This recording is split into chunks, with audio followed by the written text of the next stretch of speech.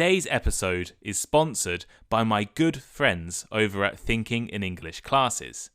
Nathan, Peter and the team have put together some incredible courses designed to help you take your English to the next level. In March, they will be launching their next 6-week level boost courses, featuring live English lessons on Zoom, language preparation worksheets, and weekly writing tasks. Their structured program is not just the quickest way to learn English, but also helps you remember everything you've learned. Each course is led by an expert teacher who will provide you with personalized feedback as you practice your skills and gain a deeper understanding of the English language. The courses currently run at B1 to B2 level and B2 to C1 level. In other words, they are designed to take you from intermediate to advanced level English speakers. Visit thinkinginenglish.blog or click the link in the description of this episode, where you can learn more about the courses.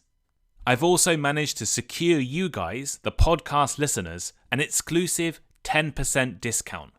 Use the code THINK, THINK, to get 10% off your course booking this February. So book before March 1st and you'll get 10% off. And Patreon subscribers get an additional 10% off. Click the link in the description to book your course right now. Hello, I'm Tom Wilkinson and welcome to the Thinking in English podcast, a podcast for intermediate to advanced level English learners. Language anxiety is a problem that many English learners and non-native English speakers face every day. Today, I want to talk in depth about language anxiety.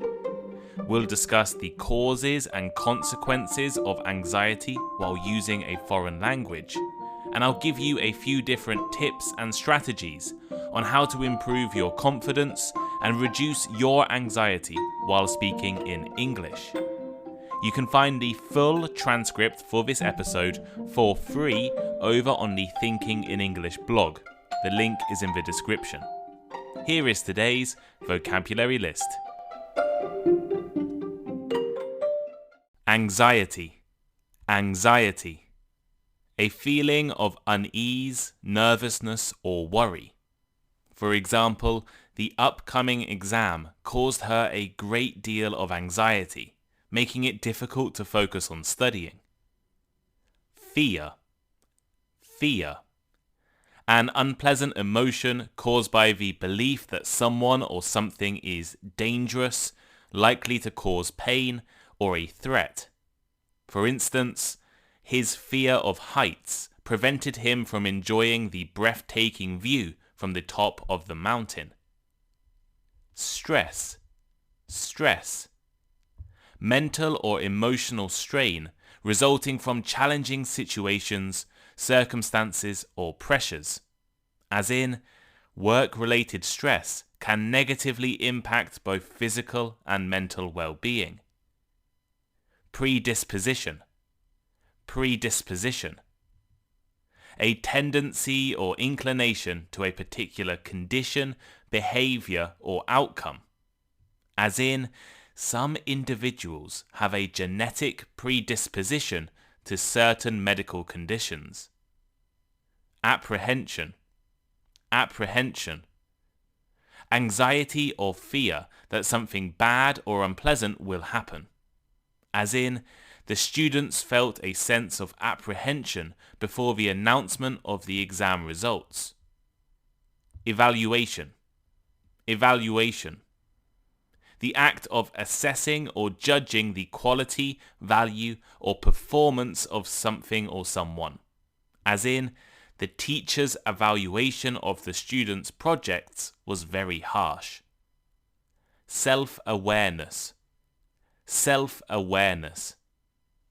Conscious knowledge of one's own character, feelings, motives, and desires. For example, developing self-awareness is crucial for personal growth and effective communication.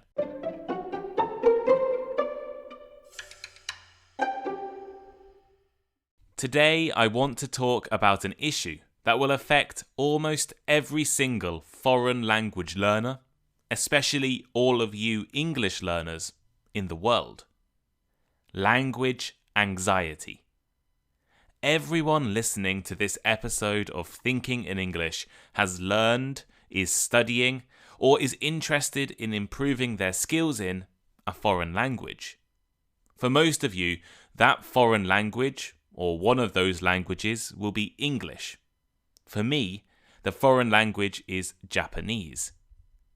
The process of studying and learning is full of challenges, obstacles, and ups and downs. Sometimes you feel incredibly motivated to spend hours each week studying. Other times, you would rather give up and forget about your goals. Sometimes you procrastinate for days. Other times you work efficiently and quickly. You may be burnt out from all of the studying. You could form bad habits. You may struggle with pronunciation. On the other hand, there will be times when you are brimming with confidence, proud of your achievements, and amazed how far you have come in your language learning journey. One thing that can really challenge all of us, take away our motivation, and make us question our ability to speak in English or any language is anxiety.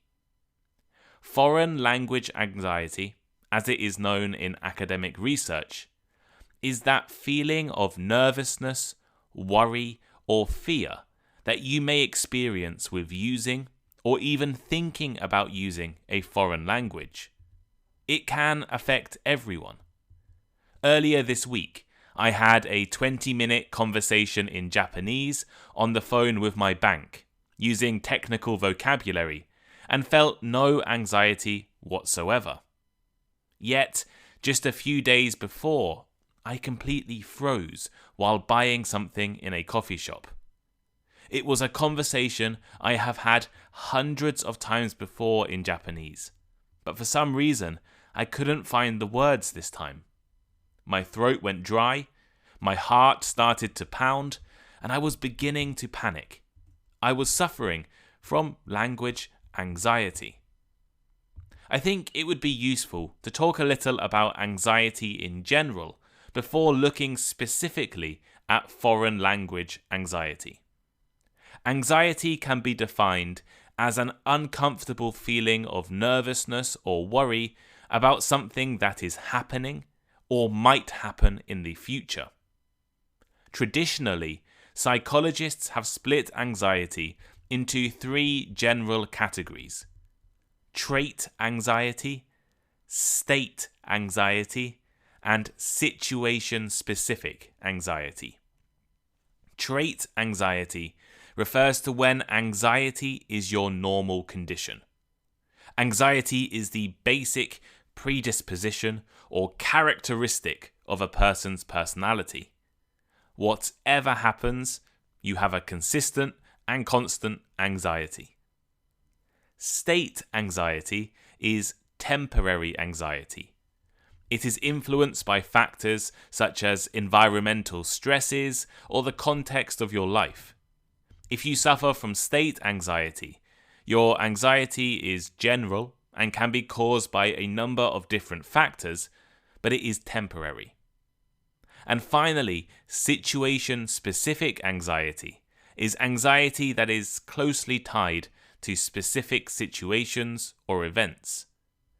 If you are anxious about a job interview and nothing else in your life, just that job interview, that is an example of a situation-specific anxiety. Foreign language anxiety is a form of situation-specific or situational anxiety. This means it is triggered by the specific situation of you using a foreign or second language. It also means it can happen to anyone, even people not usually affected by anxiety. One academic definition I found of language anxiety comes from McIntyre and Gregerson, who wrote that language anxiety encompasses the feelings of worry and negative fear-related emotions associated with learning or using a language that is not an individual's mother tongue. Imagine you are taking an English class at school. You might fear making grammatical errors or mispronouncing words during class discussions. When the teacher asks a question or requests you to speak in front of the class, a wave of anxiety might hit you. You might feel anxious about being judged by your peers and the teacher. Or at work, you could be required to give a presentation in English. Despite your deep knowledge of the topic, it is common to experience language anxiety. You may fear forgetting your words or struggling with fluency during the presentation. The anticipation of speaking in front of others can add to the anxiety. I've noticed in the past, people who are part of language exchange groups often suffer from language anxiety. They regularly compare their own skills to those of their peers, and they feel inadequate when they perceive others as more fluent or proficient, leading to increased anxiety about their own language abilities. An example of my own language anxiety comes in bilingual conversations with people who are fluent in both English and Japanese. When in bilingual conversations, I constantly fall back on my first language, English, because I am anxious about expressing myself accurately in Japanese. This over-reliance on English is a coping mechanism to avoid language-related challenges. Importantly, language anxiety can appear when facing all English skills.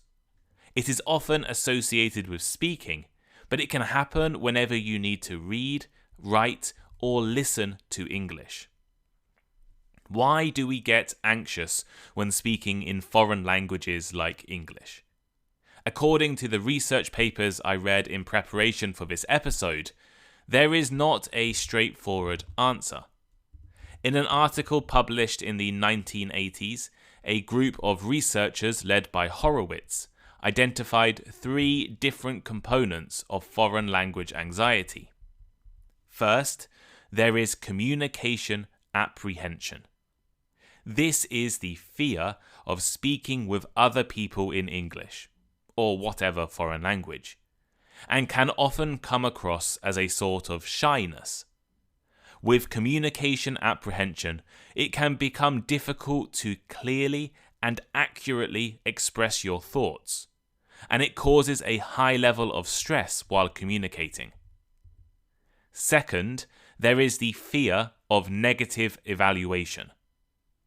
I saw this a lot when I was working in Japanese elementary schools and junior high schools. Anxiety can be caused when people are nervous that others may judge them negatively, or they may let others down. For example, you don't want to make a mistake in front of your friends because it's embarrassing. Or you don't want to make a mistake in front of a teacher because maybe the teacher will think you're stupid. And third is test anxiety. This perhaps is the most straightforward component of anxiety to understand, as I'm sure we have all been anxious for tests. With language learning, taking tests, exams, and quizzes can be very common, and it can cause a lot of stress and anxiety. While these 3 components, communication apprehension, fear of negative evaluation, and test anxiety, have been identified as important factors, it should also be emphasized that language anxiety can also result from beliefs, other forms of stress, and factors away from study. There are a few common triggers of these different forms of language anxiety. For example, negative experiences while using a foreign language. If someone laughs at you while speaking English. If someone criticizes your pronunciation. If a teacher tells you that your English is bad. All of these things can cause people to lose confidence and develop anxiety. Having unrealistic expectations is another common trigger. If your goal is to be perfect, not being perfect will cause you anxiety. Having achievable goals is very important. What are the consequences of language anxiety? I'm sure we can all think of anecdotal examples of anxiety while using English.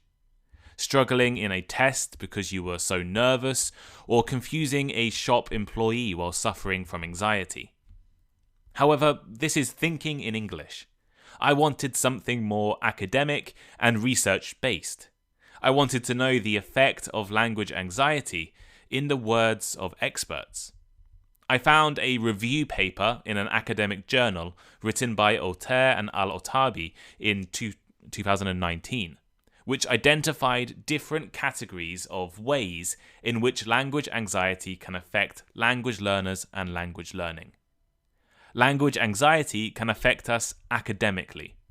While suffering from anxiety, it can cause us to fail English tests and underperform in classrooms. Language anxiety can affect us socially. The research paper showed that language learners struggling with anxiety are less likely to want to use or try to use their language socially. People with language anxiety have significantly fewer social interactions in English than learners without anxiety.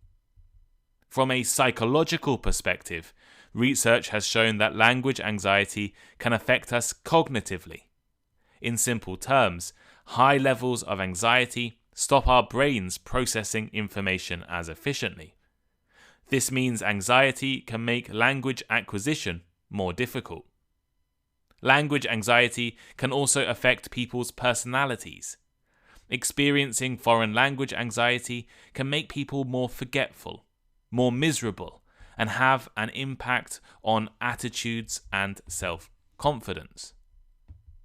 So far, we've defined language anxiety, taken a look at what causes this issue, and talked about its consequences.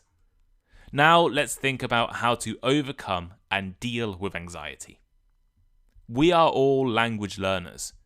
Any single one of you listening could and probably has experienced some level of anxiety while using English. This anxiety causes you problems academically, socially, personally, and cognitively. What strategies can we use to defeat language anxiety? One strategy I've seen commonly suggested across my research is increasing your own self-awareness. You should be able to recognize when you are struggling with anxiety and acknowledge this fact. Be self-aware. In fact, recognizing specific language activities that induce or make you anxious can help you take control of your anxiety. For example, if speaking in English in front of a group of people triggers your anxiety, you can start to work on this and practice and find some strategies to help you. But until you know what causes your anxiety, you can't begin to improve or work on it. There is nothing wrong with reaching out for help and support. English teachers and tutors can help you address your weaknesses and build confidence. Communicate with teachers about anxiety and language challenges, and they will be able to help. If you want to book an English class, I can recommend the Thinking in English classes team, Nathan, Peter, and Thomas, who offer classes to my audience. I'll put the link in the description of this podcast. Or you could employ some different personal strategies, such as joining language clubs, engaging in journal writing, positive self-talk, or actively utilizing all opportunities to use English. If you are going to join a language club, like the one that I offer, my conversation clubs for Patreon subscribers, or maybe you're going to join a language exchange, make sure you find something at a suitable level to reduce your stress. You should be willing to embrace mistakes as opportunities for learning. Correct yourself to prevent errors from becoming fixed in your memory, and focus on understanding others in unfamiliar environments rather than perfection. Avoid passive strategies such as giving up or distancing yourself, and be aware of overusing your native language and balance it with English in appropriate contexts. You could also utilize relaxation techniques such as contemplative practices, progressive muscle relaxation, and breathing exercises. And finally, you should regularly reflect on your language learning journey and often reassess your coping strategies. Focus on continuous improvement rather than achieving perfection.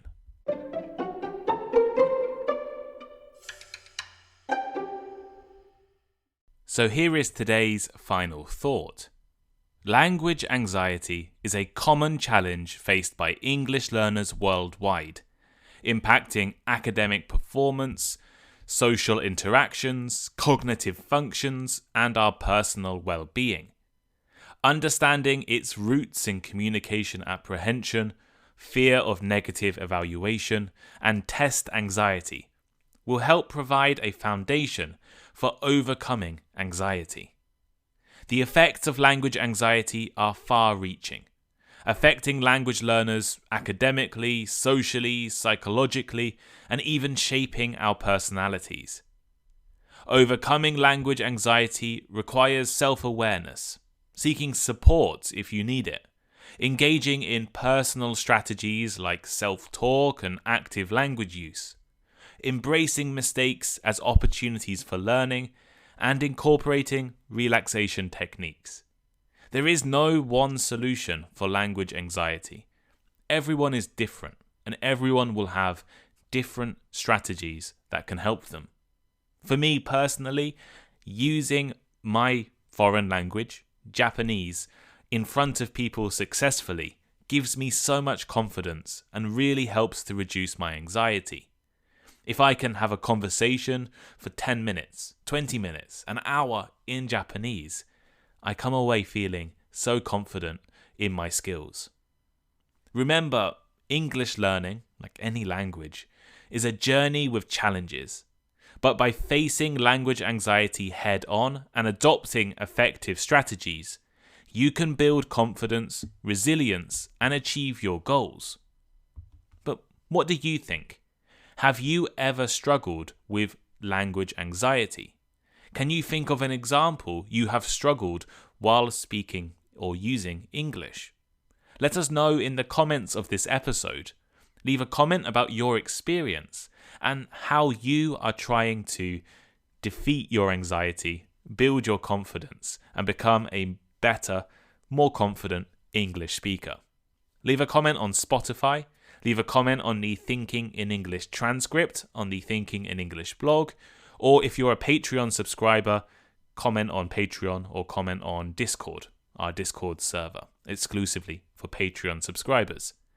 And thank you for the Thinking in English classes team, Nathan and Peter, for sponsoring today's episode. If you're interested in taking an English course with the Thinking in English team, click the link in the description, head over to Nathan and Peter's site and book a class. They have been really helpful. They help me run the conversation clubs. They help me organize things on Patreon. So please go and support those guys by booking their new course and really improve your English. Go from B1 to B2 level. Go from B2 to C1 level. They're experienced teachers and the link is in the description. Thank you for listening and I'll see you next time. Goodbye.